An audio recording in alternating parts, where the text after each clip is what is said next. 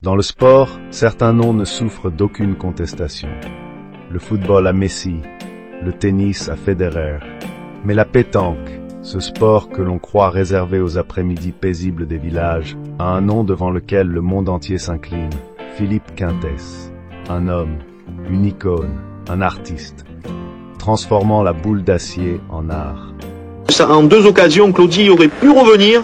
J'ai l'impression qu'il s'est précipité paradoxalement pour jouer. Il sent qu'il y a peut-être l'ouverture et puis il rate. Philippe Quintet, 8 mètres. Oh, c'est un super... On le surnomme le Mozart de la pétanque.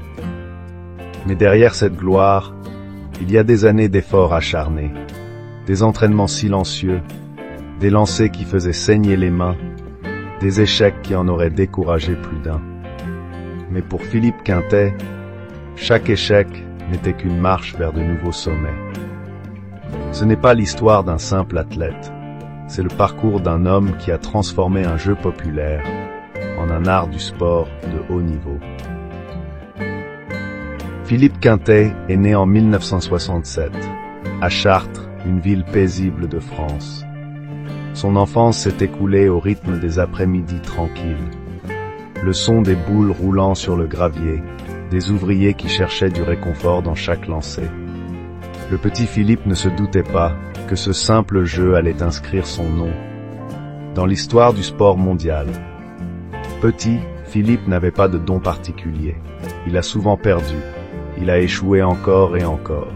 Mais plus il échouait, plus il s'entraînait. Peu importait la pluie, le soleil, la poussière, la douleur.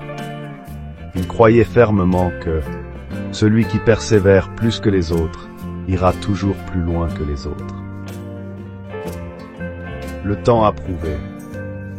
Philippe Quintet n'est pas seulement un grand joueur, il est devenu une légende immortelle dans l'univers de la pétanque. 13 fois champion du monde, un chiffre que personne n'ose rêver de dépasser. Champion de France, champion d'Europe, tout au long des années 90 et 2000, des lancers d'une précision chirurgicale au centimètre près. Quel que soit le terrain, quel que soit le temps. Finale des championnats du monde 2003. Un lancer tout en légèreté, mais d'une précision à couper le souffle. La boule tourne lentement. Elle renverse chaque adversaire avec une exactitude déconcertante. Le public retient son souffle. L'adversaire s'incline. La presse l'a surnommé une symphonie d'acier sur un lit de sable. On le compare à Federer pour sa précision, à Tiger Woods pour son mental. Avant Quintet, la pétanque n'était qu'un simple passe-temps. Après Quintet, elle est devenue un sport de stratégie, d'exigence. Un sport qui requiert autant d'esprit que n'importe quelle discipline d'élite. Il a transformé chaque lancer en une équation de trajectoire, de terrain, de psychologie. Les techniques qu'il a inventées sont aujourd'hui enseignées partout dans le monde, mais il ne s'est pas arrêté là. Quintet a fait sortir la pétanque des frontières françaises. Il l'a portée sur la scène internationale, de l'Asie à l'Afrique, jusqu'aux compétitions retransmises en direct. Dylan Rochet, Henri Lacroix, les générations d'or d'aujourd'hui reconnaissent son influence, pas seulement sa technique. Ils ont appris de lui le calme, la persévérance et le respect de chaque boule d'acier sur le terrain.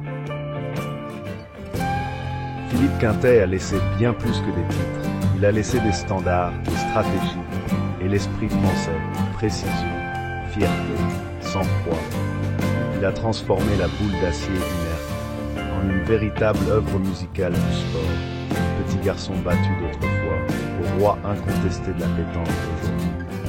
Son histoire nous rappelle, aucun talent ne suffit.